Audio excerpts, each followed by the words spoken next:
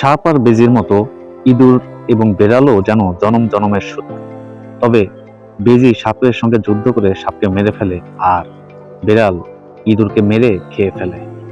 তবে এখানে একটা সবচেয়ে বড় মজার বিষয় হচ্ছে, ইঁদুর ধরার সবচেয়ে বড় ভূমিকা পালন করে কিন্তু নারী বেড়াল। পুরুষ বেড়াল ইঁদুর শিকার করে না।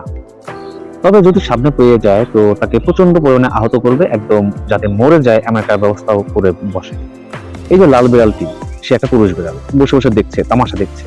সে কিছুই করবে না, কারণ নারী বিড়াল যুদ্ধ করেই যাচ্ছে। সে ভাবছে এখন হয়তো ইঁদুরটি বেঁচে আছে।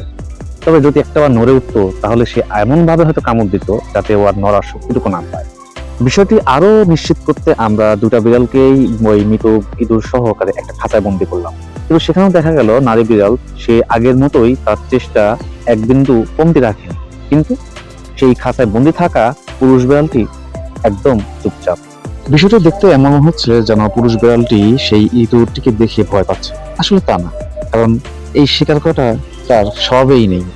তবে মাঝে মধ্যে এই নারী বিড়ালের শিকারকৃত ইঁদুরকে খাওয়ার জন্য ভাগ বসাতে পুরুষ বিড়াল কিন্তু ঠিকই হাজির হয়। নারী বিড়ালের এই শিকারের দক্ষতার কারণে গ্রামে যারা বিড়াল পালে তারা নারী বিড়ালকে বেশি পছন্দ করে এবং নারী বিড়ালকেই পালতে অনেক আগ্রহী। কারণ নারী বিড়াল থাকলে পরে ঘরে থাকা শস্য বা পোশাক নিরাপদে থাকবে। ইঁদুরের অত্যাচার থেকে যতটুকু সম্ভব এই বিড়ালগুলো নিরাপদ রাখবে। তো আমরা আবারও প্রমাণ পেলাম যে শিকারের জন্য পুরুষ বিড়াল না, নারী বিড়াল কাজ করে।